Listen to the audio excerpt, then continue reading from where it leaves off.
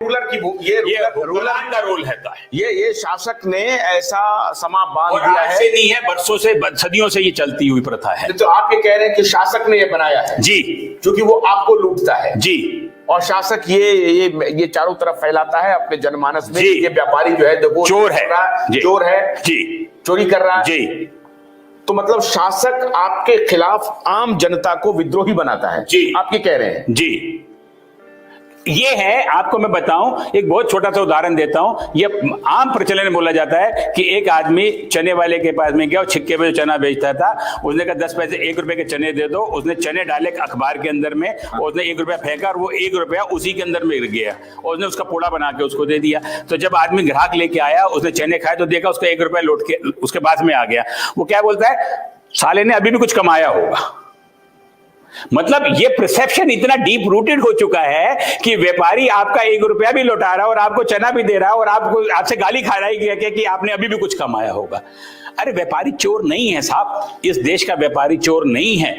इस देश का व्यापारी बहुत भला आदमी है और वो अच्छी जिंदगी जीना चाहता है, भली मनसा से जिंदगी जीना चाहता है। वो कहता है आप 1 कर लगा दो ना साहब, आपको जितना पैसा लेना है एक जगह पे लगा लो। क्यों मल्टीपल टैक्सेस है हमारे देश के अंदर में, क्यों इतनी सारी चीजें हैं। अभी इस सरकार ने एक सेंट्रल एक्साइज और जीएसटी को एक, सेंट्रल एक्साइज और सेल टैक्स को एक किया है। इसके लिए मैं इस सरकार को बधाई देता हूं कि इन्होंने एक कर कम कर दिया, एक विभाग कम कर दिया। इसी तरीके से आप सारी चीजें कम कर दो ना, सारी चीजों को कम कर दो। जरूरत क्या है, सरकार को पैसा तो चाहिए, तो सरकार को पैसे की और भी तरीके हो सकते हैं। हाँ हो सकते हैं। और आपको मैं बताऊं, जो मूवमेंट चला था 2010 के पहले, बेईमानों का जो मूवमेंट था, जिन्होंने कहा कि मैं जब मेरी सब सरकार आएगी तो मैं 1 रुपए का भी टैक्स नहीं लेने वाला हूं, मेरे पास फॉर्मूला है।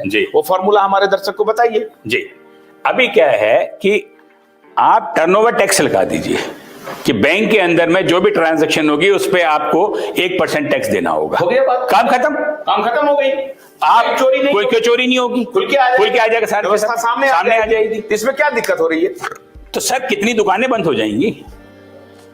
कौन सी दुकानें बंद? जो भ्रष्टाचार तो है इस देश के अंदर में। हाँ, तो वो दुकानें जो भ्रष्टाचार की दुकानें हैं, उसका नाम बोलिए, दर्शक जानना चाहते हैं। दर्शकों को भी पता है भ्रष्टाचार की दुकानें क्या हैं। बताइए ना भ्रष्टाचार की। सर कौन सा कार्यालय है जहां पे भ्रष्टाचार नहीं है? आप तो ये बता दीजिए, कौन सा कार्यालय जहां भ्रष्टाचार नहीं है?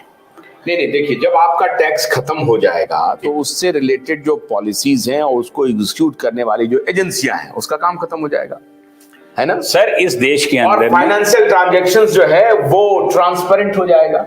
जो जिस बात का आप जिक्र कर रहे हैं कि बैंकिंग ट्रांजैक्शन पर आप टैक्स लगा दो, बाकी आप जो टैक्स लगाते हो उसको छोड़ दो। इवन कि आप उत्पाद, आप बिस्किट खरीदने जाते हैं उस पर भी टैक्स दे रहे हैं, सिनेमा देखने जाते हैं उस पर भी टैक्स दे रहे हैं, अब तो गाना सुन रहे हैं उस पर भी टैक्स दे रहे हैं आप।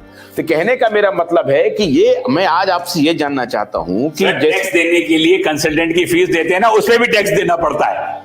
हाँ, टैक्स देने के लिए कंसल्टेंट के पास जाते हो, उसकी फीस पे भी जीएसटी देनी पड़ती है और प्रोफेशनल टैक्स देना पड़ता है और टीडीएस देना पड़ता है।